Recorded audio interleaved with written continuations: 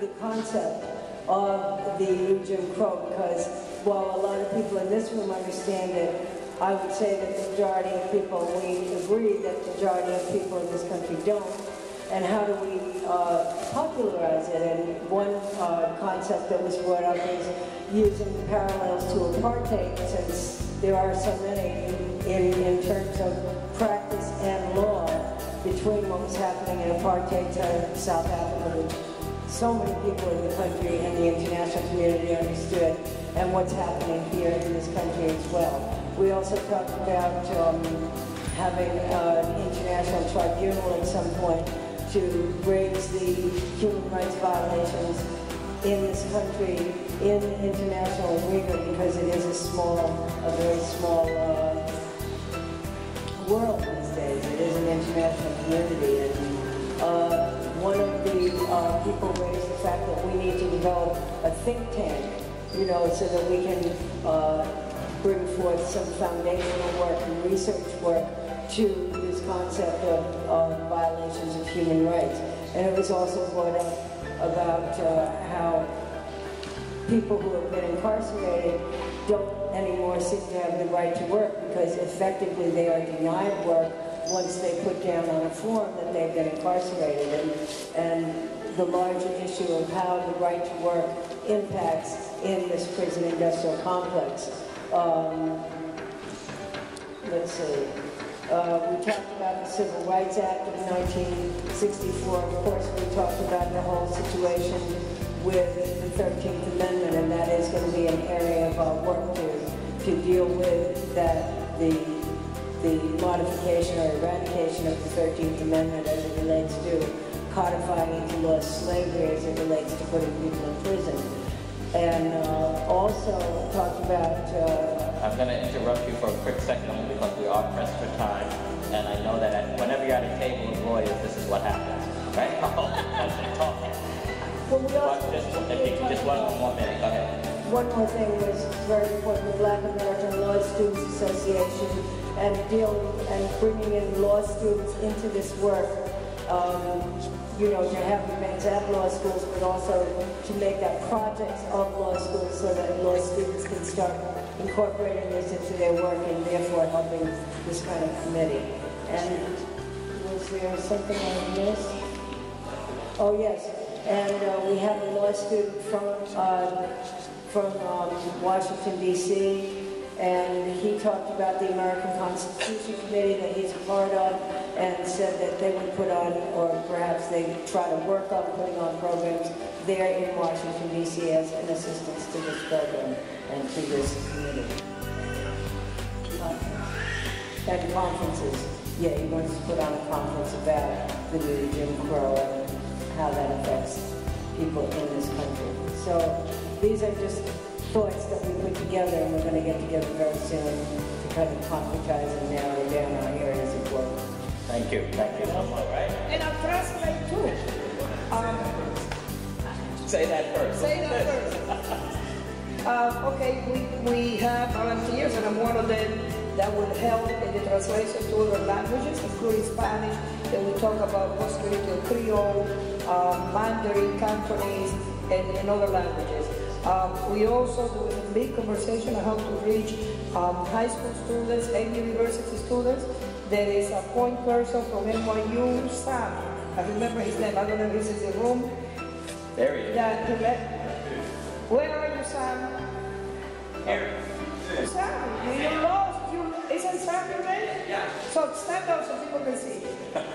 Sam is a student at NYU, and he volunteered to be one of the point persons to do outreach to high school colleges. There was a sister from the high school in the Bronx, Miss Ocampo. See, my short-term memory is still here. Miss Ocampo volunteered to work with any educator. She's a high school teacher to prepare and help to utilize the curriculum to bring this issue to the school. There was also a conversation by one of the sisters, and I saw her, she has a child, to Rebecca, she's been working with long-term prisoners, and she would be able to provide contacts of people that want to make up And the conversation went on that, you know, I forgot your name. Amir, that he will volunteer to work, he will be conducting the outreach to academic centers to continue the work. There was a very rich discussion, a lot of ideas, and I think the issue is that maybe this community outreach needs to be reconvened at some point. And there was a conversation about going to community-based organizations. And he will be doing that. Any community-based organization here can contact Amir, and he will go and do a presentation on how do we take this to the community base. And I think the idea should be that we should convene another meeting for the community outreach so we can expand, because there's a lot of people. And there was a sister from Harrisburg, Pennsylvania, and I think the discussion was reached, and it's an enormous potential. La lucha continúa, the struggle continues.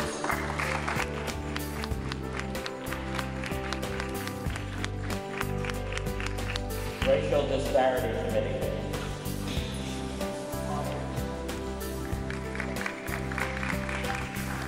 Racial Disparity Committee, we begin with a partial reading of the highlighted facts in the brochure, but then some direction. We dove into what we're going to do about these highlighted facts.